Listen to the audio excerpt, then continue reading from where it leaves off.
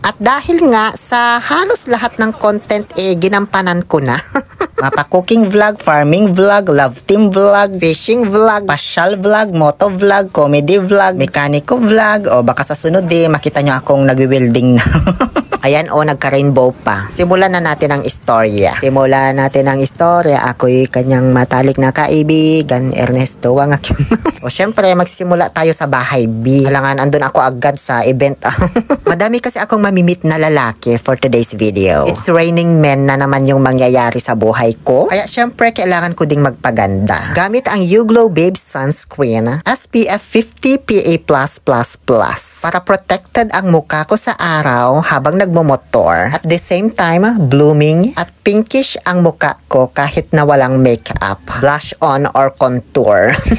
I-check out mo na, 139 lang yan. O syempre, isama mo na rin tong pabago ko na long lasting. Ang New York Army Brooklyn for Men. Mabango, amoy CEO, at matagal mawala ang amoy. Dinamihan ko na lang yung spray para hindi ako mga moy baklang kanal doon. O siya, tara na, baka maiwanan na tayo. Mabagal pa naman akong mag-drive. Kaya inagahan ko talaga yung pag-alis ko, guys. Pasado 2:00. Kasagsagan talaga ng init ng araw, Diyos ko. Bet nyo rin ba tong helmet ko? Gusto nyo ilagay ko rin yung link sa comment. Kahit parang nagmukha akong alien man nung sinuot ko. Di ba ganyan yung ulo ng mga alien?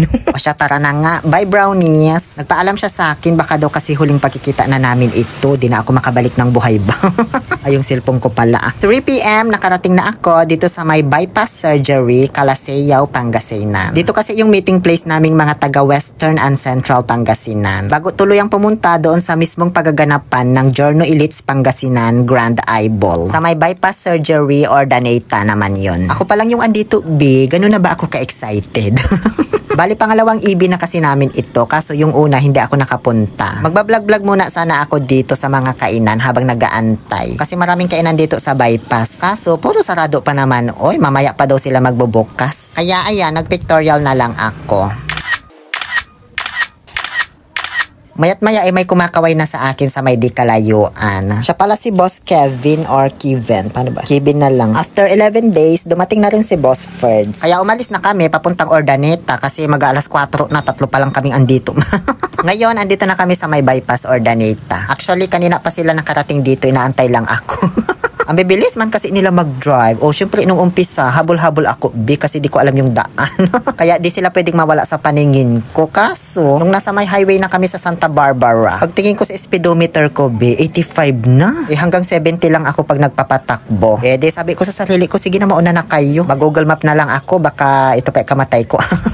Dito na kami nag-antay sa may Shell gasoline station. After 8 years, ayan, unti-unti na silang nagsisidatingan. Shout out kay Bossing Alexander from Villasis. Siya yung lagi kong kausap kasi pareho kaming ex-OFW. Habang padami kami na ng padami, may napansin lang ako, parang ang daming kamukha dito ni Malupiton. Charot lang, oy. May mga dumating din pala ditong grupo ng Honda Wave. At ang cute ng mga motor nila, B, Thai inspired. Sana nag-Honda Wave na lang ako, nakatipid pa.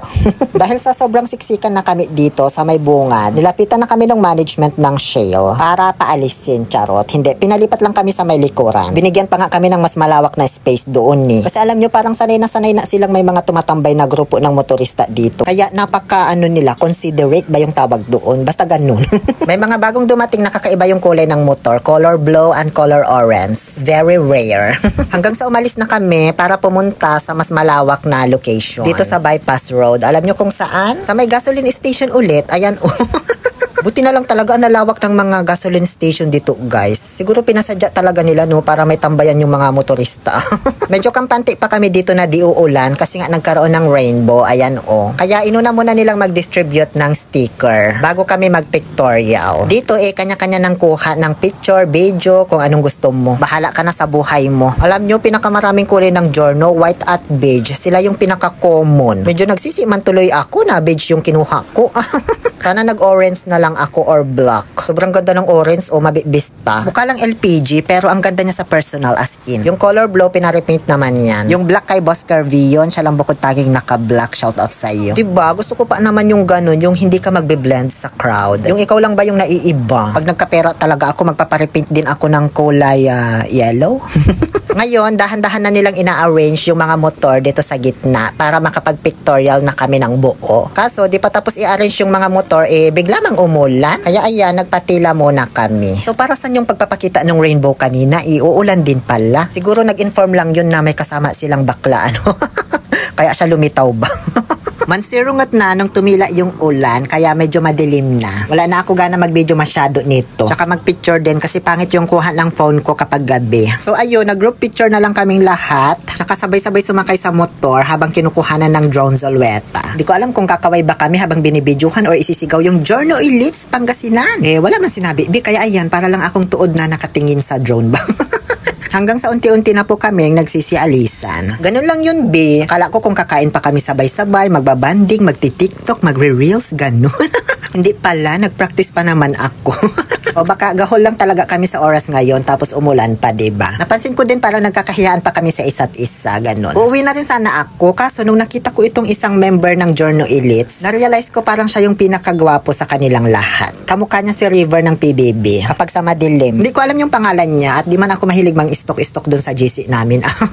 So ayun, inantay ko lang siya matapos kumain bago ako tuluyang umalis.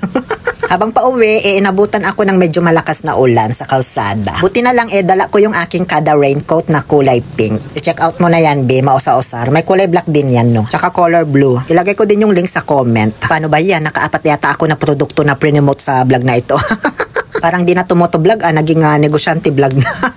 Dahil nga sa walang kainan na nangyari dun sa EB, nagutom ako. So, minto muna ako dito sa may McDo para kumain. Hanggang sa nakauwi na ako, alas 9 na ng gabi. Yun lamang po. Thank you so much, Giorno Elites Pangasinan, for this first time ever experience. Please follow us for more motovlog. Muli, ito po ang inyong Lonely Pill, Oliver Castro, na nagsasabing, no to toxicity, let's make people happy. O siya, sige na, napagod ako.